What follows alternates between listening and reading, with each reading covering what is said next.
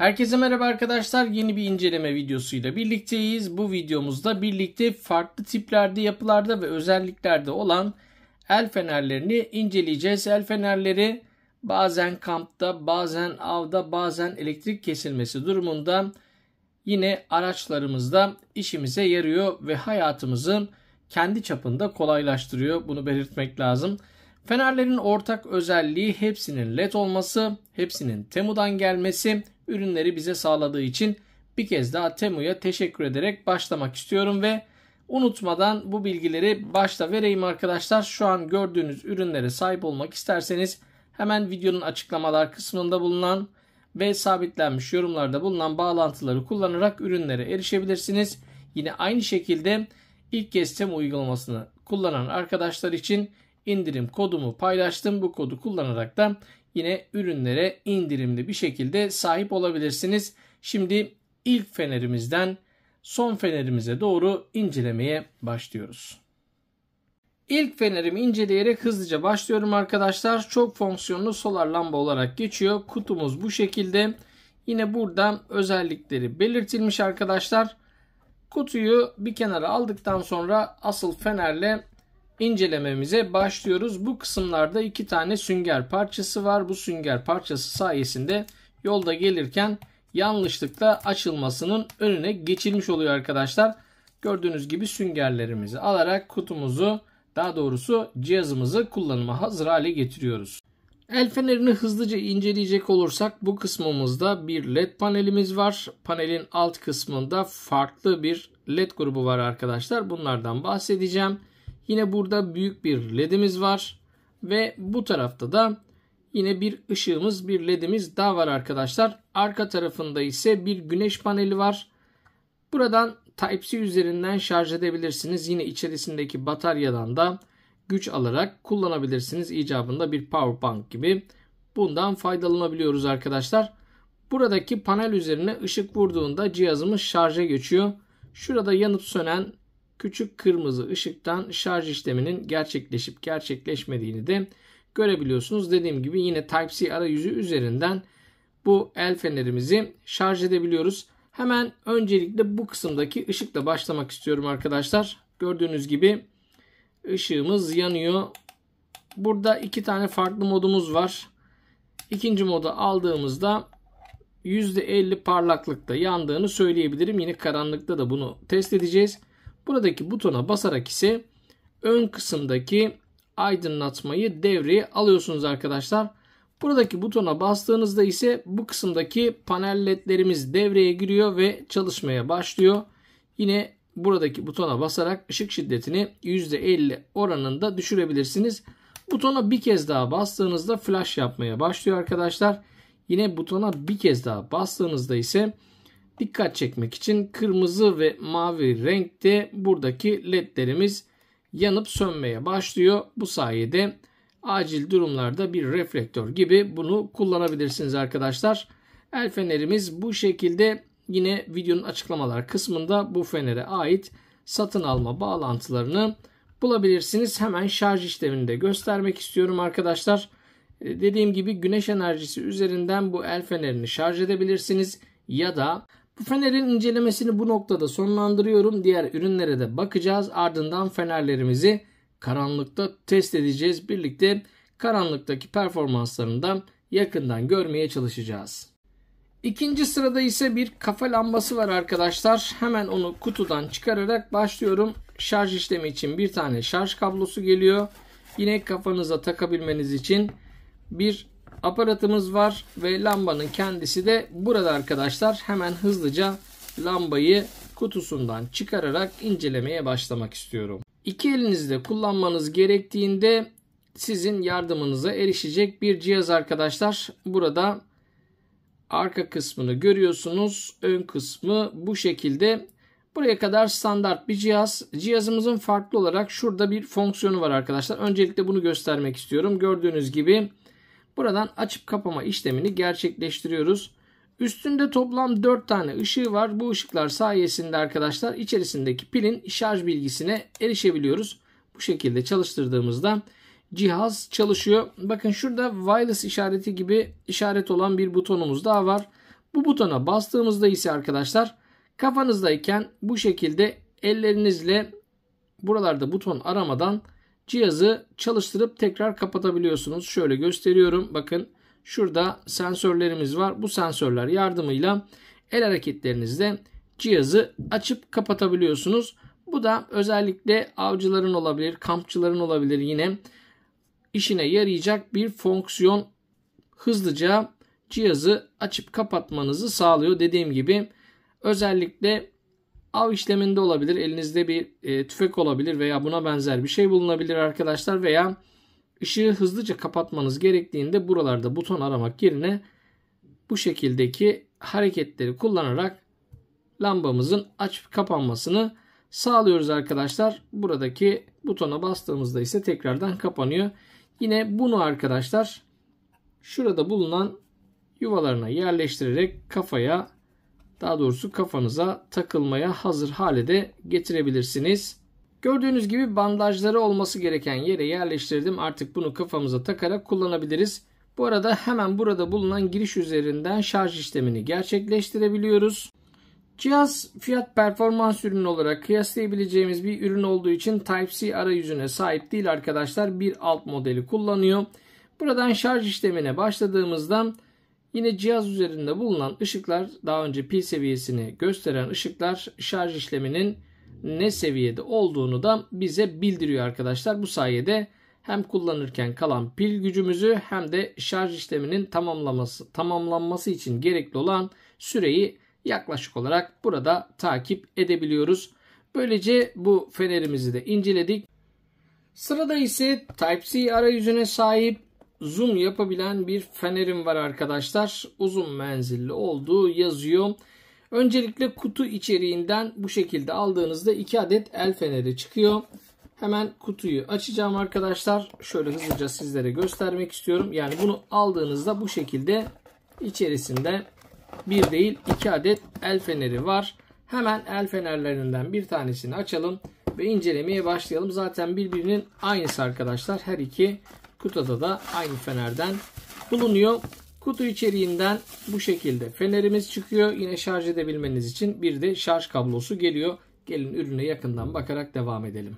Öncelikle el fenerimizin hafif bir yapısı var. Tamamen plastikten üretilmiş, herhangi bir metal parçası ya da metal yapısı yok arkadaşlar. Tamamen plastik bu kısımlar.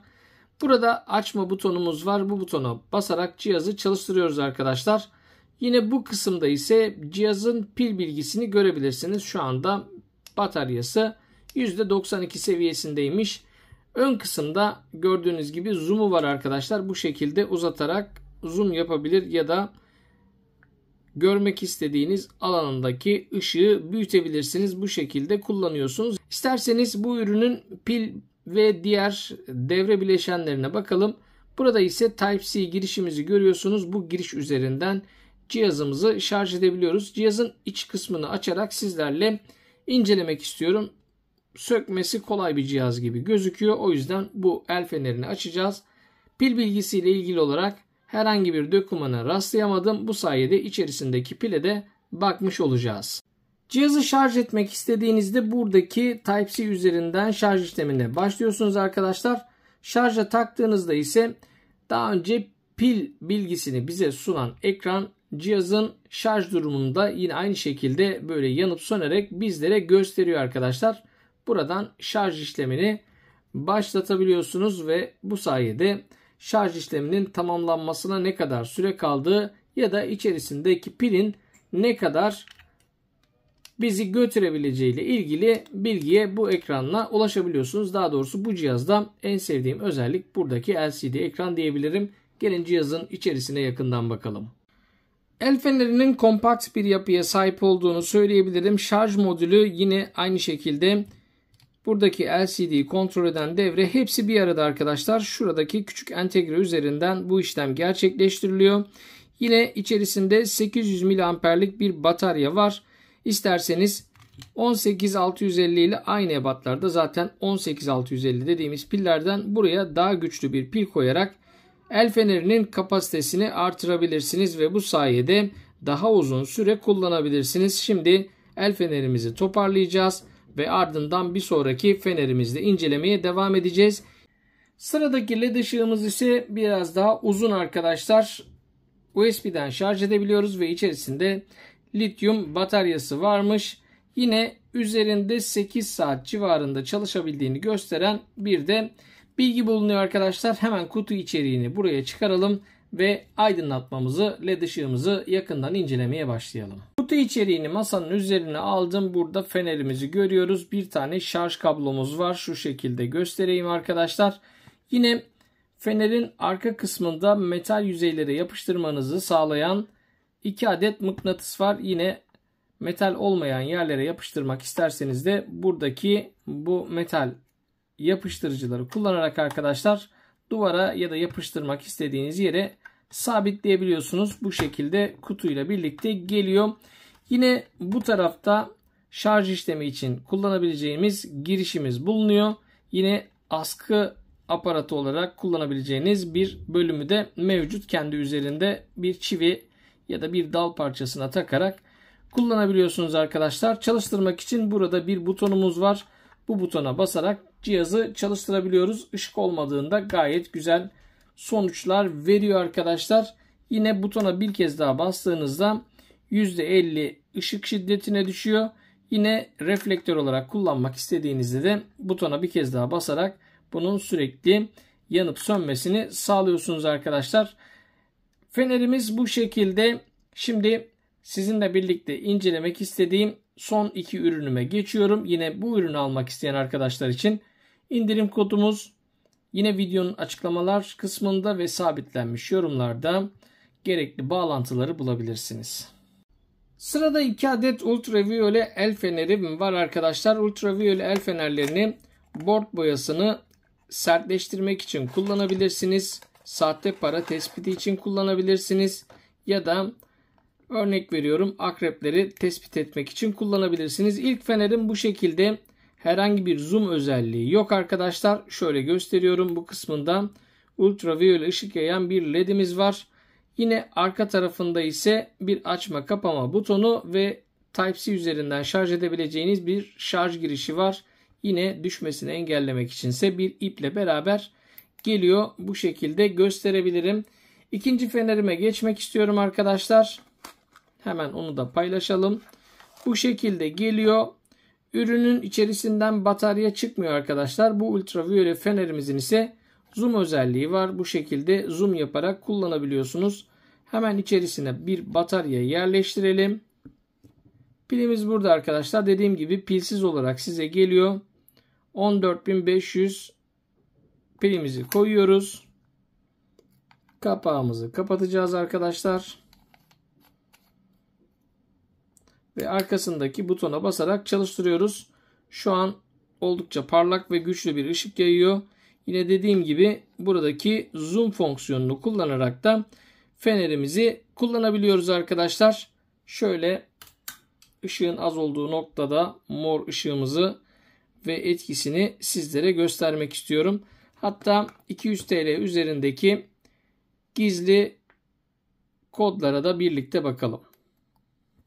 Her iki fenerin de dalga boyları birbirinden biraz farklı. O yüzden farklı etkiler görüyoruz arkadaşlar. Öncelikle şöyle zoom yapabilen fenerimle göstereceğim. Şu an 200 TL'ye tutuyorum arkadaşlar. 200 TL üzerinde şurada bakın 200 TL yazısı çıkıyor. Şöyle gösteriyorum. Yine şuradaki çizgimiz tamamlanıyor. Paranın arka yüzünde ise şuralarda yine parlayan noktalarımız var.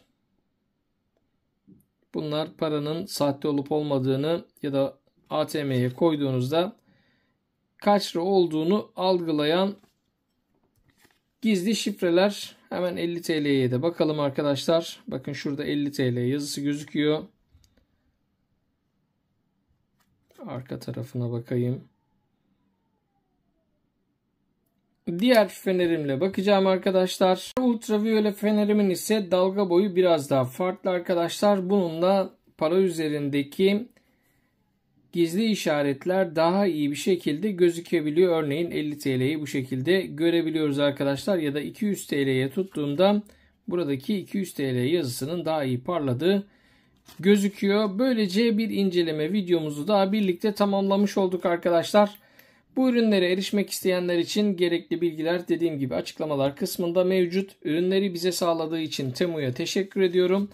Ayrıca videonun açıklamalar kısmında bulunan bağlantıları kullanarak ürünlere erişebileceğiniz gibi şu anda videonun sol tarafında gördüğünüz indirim kodunu kullanarak eğer Temu'dan daha önce alışveriş yapmadıysanız indirimli olarak ürünlere sahip olabilirsiniz. Bir sonraki inceleme videomuz ve projemizde görüşünceye değin şimdilik hoşça kalın.